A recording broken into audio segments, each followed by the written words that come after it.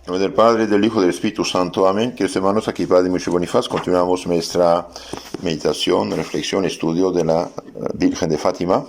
Me apoyo en el libro llamado La Virgen de Fátima, por el Padre C. Bartas, con TH Bartas. Después de haber estudiado, analizado la actitud de los sacerdotes, en su mayoría indiferentes o contrarios, unos poquísimos apoyaron un poco a los niños. Y bien, veamos ahora cuál fue la actitud de la secta masónica en el poder y del poder civil frente a esta aparición.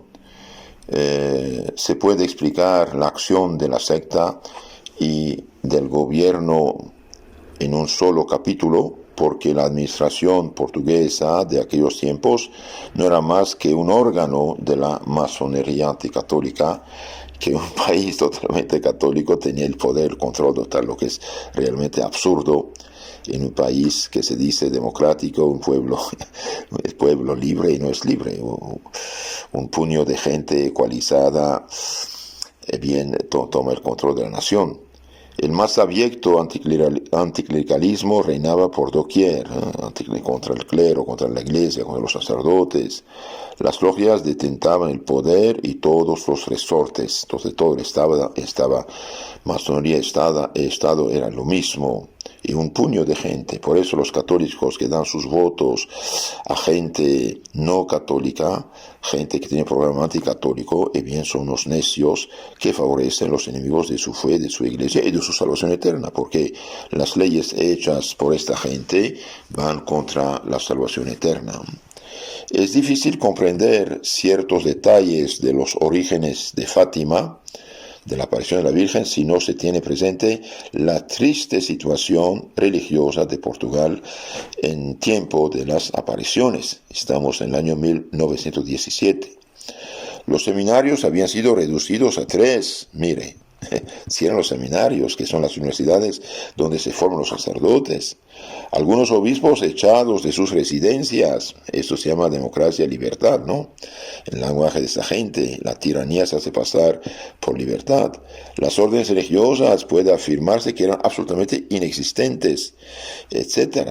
Todos habían rechazado los monjas del país, en gran parte. En estas condiciones, ¿cómo maravillarse de que por una parte el clero, los sacerdotes hubiese tardado tanto tiempo en percibir el rayo de esperanza que le traía la Virgen de Fátima? Y por otra parte, la secta hubiese presentido inmediatamente en estos acontecimientos misteriosos una amenaza mortal para su porvenir. Toda la secta oculta que tiranizaba un país católico presiente algo mortal contra su porvenir. Y bien, aquí el cielo interviene. Los católicos dudaban por prudencia evidentemente excesiva. Prudencia sí, pero excesiva ¿para qué? Paraliza los jacobinos, los enemigos de la iglesia, los masones y otros, comunistas, ateos, anticristianos, negaban por odio antirreligioso. Entonces, unos excesiva prudencia, otros odio antirreligioso, negaban las apariciones. Desde el principio el furor les cegó y no abandonaron la lucha, sino cuando, después de toda clase de asaltos, quedaron por fin convencidos de que sus esfuerzos no hacían más que acentuar la radiante victoria de la fe y del fervor populares. Gracias a Dios, como decía en el siglo segundo, inicio del tercero, Tertuliano decía: la sangre de los mártires es una semilla de cristianos. Mientras más persiguen la iglesia, más la iglesia se fortalece. Por eso esta misma gente dijo: dejen de perseguir, hagan corazones corruptos y dejará de haber católicos. Por eso en un país católico donde la tele corruptora penetra en todos los hogares, los católicos van a corromperse en su propia casa. ¿Cuántas personas, por ejemplo, mirando películas pueden contaminarse, pueden tener ideas falsas, pueden hasta pecar mirando lo que miran, ¿no? Conocemos ya, dice el autor, el padre Martas, conocemos ya el representante del poder civil en frente del departamento de Urem, donde apareció la Virgen, don Arturo Oliveira Santos, llamado el Hojalatero, administrador del consejo a los 26 años por ser masón. No tardó en ser presidente de la Cámara Municipal, alcalde de Villanova y sustituto del juez del distrito. Desde entonces fue la persona más influyente de la comarca. Ya hemos visto cómo había torturado psicológicamente a los niños, los había secuestrado. Inteligente pero sin cultura, un ignorante de primera, audaz y seguro de la confianza de sus jefes, ejercía una especie de poder dictatorial sobre el antiguo territorio del Santo Contestable. Entonces se hace un dictador, pequeño director. Claro, cuando el poder mayor es una dictadura, bien todos los poderes más bajos es igual. Pobre gente. Y la mayoría, para no decir todos, la gente católica, ¿no? Curioso, un alcalde, un dirigente masón y toda gente católica. Qué ilógico, ¿no? Por eso los católicos que dan sus votos a los anticatólicos, a programas anticatólicos de aborto, de homosexualismo, de género, de esas cosas, y bien colaboran con sus enemigos y pecan porque ellos dan poder a esta gente, ¿no? Este señor detenía a los sacerdotes por el más insignificante pretexto y prohibió todo acto de culto fuera de los templos, en un país católico. Un país católico que derramó tanto sangre católica para defenderlo y sacar a los musulmanes de ahí. Y ahora estos vienen a coger la manzana madura, ¿no? Detenía a los sacerdotes por el más insignificante pretexto. Prohibió todo acto de culto fuera de la iglesia. Que tocasen las campanas, que se reuniesen los fieles a las iglesias después de la puesta del sol, etc. Miren, qué dictadura. Y los católicos se dejan, porque votan, porque son ignorantes, porque no conocen su religión. Su propaganda y su acción administrativa no dejaron de producir tristes resultados. Y así los sacerdotes veían disminuir el número de practicantes, mire, descrestando delante de sus narices a la gente. Claro, mientras más uno es tibio, más fácilmente cae. Por eso el Papa San Pío X decía catecismo, catecismo, catecismo.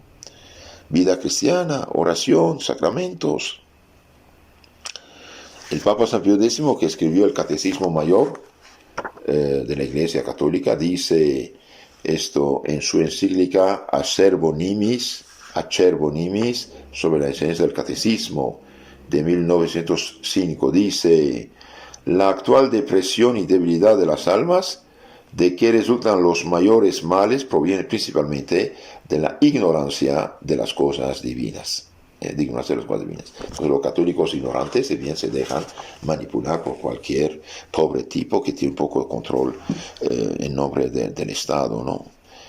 Entonces su acción hizo ya que haya menos practicantes, pero los buenos no tardaron en resarcirse y recobrarse. La unión con sus sacerdotes, trabajadores y amigos de sus feligreses había de hacerles fácilmente victoriosos cuando los acontecimientos de Fátima vinieron a proporcionar a un mismo tiempo al administrador un nuevo campo de lucha y a los católicos un nuevo fermento de cohesión y de resistencia. Lo que mata el catolicismo es la división entre ellos, en los partidos, etc. Nosotros tenemos que tener el partido del Evangelio, seguir nuestra religión y punto. Hemos contado en otra parte lo que hizo para procurar descubrir, entre comillas, el secreto de la señora de las Carrasca, con la esperanza de encontrar en él mismo la clave de la maquinación clerical, que en su opinión era la base de todo este asunto. Entonces él pensaba que eran unos sacerdotes que habían manipulado a los niños. Y vemos que los sacerdotes, el mismo párroco es el primero que los amenaza y no cree nada. Al fracaso de su maniobra, de este señor, siguió un tiempo de silencio y de paz, en espera seguramente del milagro prometido por los niños para el 13 de octubre. Los formidables acontecimientos de aquel día hirieron de muerte a la impiedad portuguesa. Entonces el cielo interviene, la Virgen interviene, el milagro del sol, bien explica, había unos 70 80, a 100 mil personas presentes y vieron realmente la danza del sol, y un milagro en la naturaleza. Y ahí este milagro del 13 de octubre de 1917 hirió de muerte la impiedad de este gobierno injusto, tiránico, anticristiano, injustamente. Porque no olvidemos, estas naciones fueron hechas naciones por la Iglesia. Es la Iglesia, los católicos con sus obispos, sacerdotes que los defendieron contra la invasión musulmana, sea en España, sea en Portugal, sea en Europa Occidental. No obstante, en Santarém, un grupo de fanáticos preparó el desquite de los disque libre pensadores, gente que niega hasta el uso de la inteligencia acerca de Dios, son libre pensadores. O sea, ¿qué pasa? Y bien va a pasar el saqueo del lugar de las apariciones. La noche del 23 de octubre,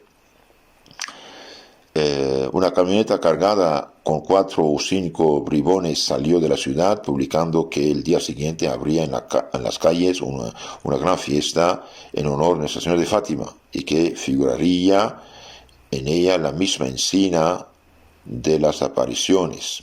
A su paso por Villanueva de Urem, cargó algunos pasajeros más. La opinión ha señalado siempre como instigador responsable de esta expedición al gobernador del distrito de Santarém, don José Antonio dos Reis, hijo, notario masón anticatólico, aposta de la fe católica, seguramente era bautizado, quien permaneció siempre vergonzosamente agazapado en la sombra.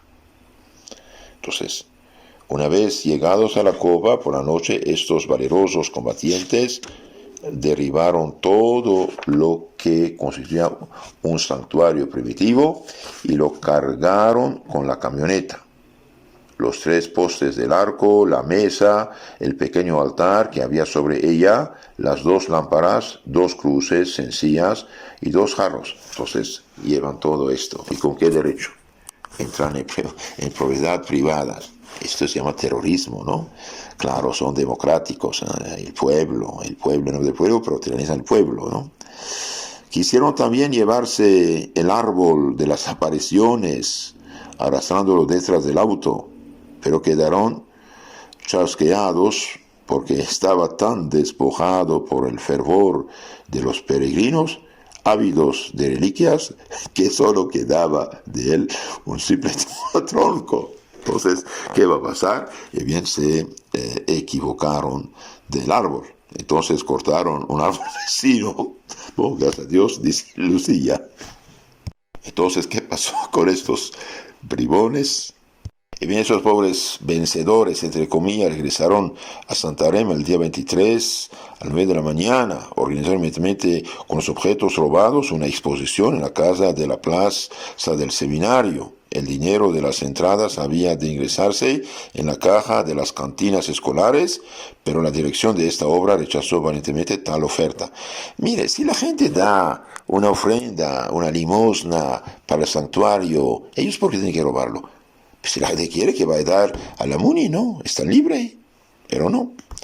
Siempre roban a la gente, ¿no?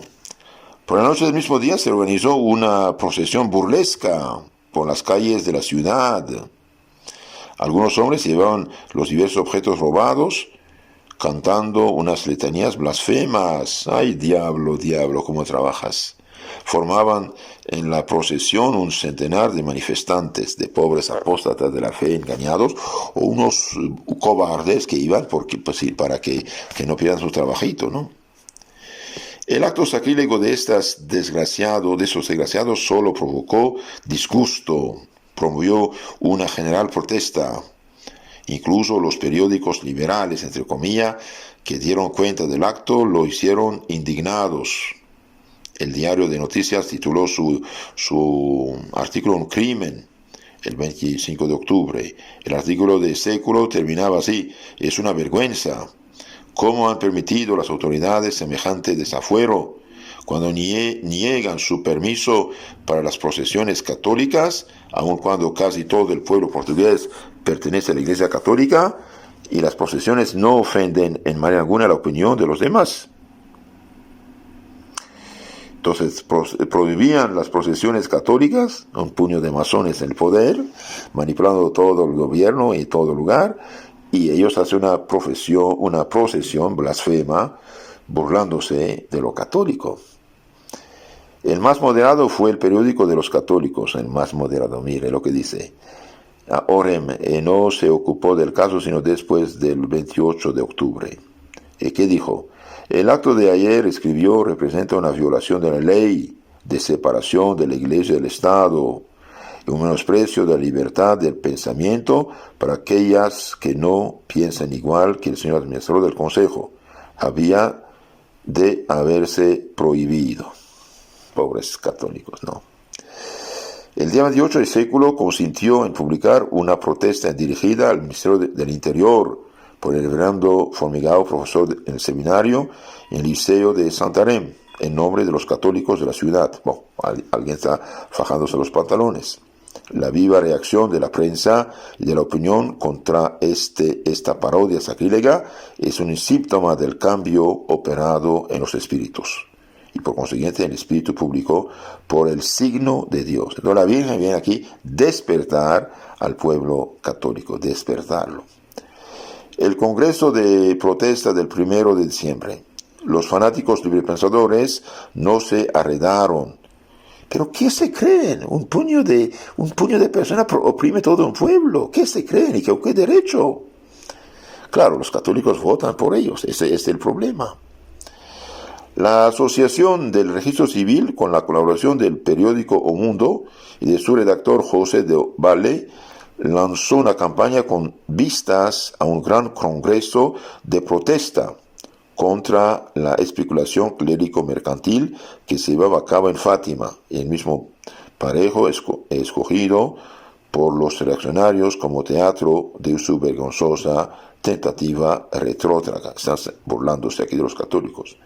Se partió en la comarca de Torres Novas y de Urem con gran profusión, un libelo lleno de invectivas contra las apariciones, obra de los jesuitas, los slogans masónicos de los siglos pasados, ¿no? Y contra los sacerdotes en general, autores habituales de todos los males que afligen a la nación. Los sacerdotes, autores de los males que afligen a la nación, miren, imagínense.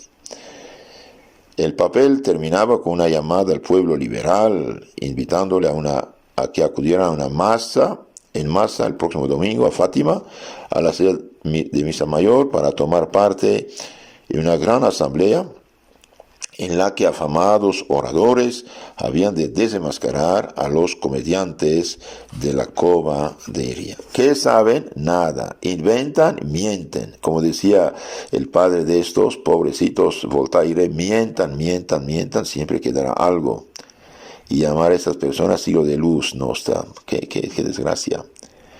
Seguro del éxito, José de Valle, acompañado del ojalatero, del administrador y de 3 delegados lisboetas de la Asociación del Registro Civil, llegó a Fátima a la hora anunciada. Estaban ahí particularmente convocados los cabos de orden, jefes de orden, así se llaman como policías voluntarios. Entonces llegamos estos policías del Consejo al objeto de aumentar los efectivos de la Gendarmería, llegados de Torres, etc. Los congresos fueron 6. ¿Qué congreso? 6 personas. 6 personas. Se ve que un puño insignificante terroriza, martiriza, domina, paraliza un pueblo católico. Y la Virgen intervino y aplastó todo esto, gracias a Dios. En la plaza de la iglesia había un solo hombre para recibirlos. El señor Francisco de Silva, militante demócrata, entre comillas, demócrata del pueblo, un solo, bien. Y bajo este título, regidor del municipio. Los recién llegados creyeron que los habitantes estaban todavía en misa. El regidor hubo de engañarlos. La misa parroquial, les dijo, se celebra hoy en la iglesia de Ortiga, a 4 kilómetros de distancia. La casa rectoral está cerrada, la iglesia también cerrada, el pueblo completamente vacío.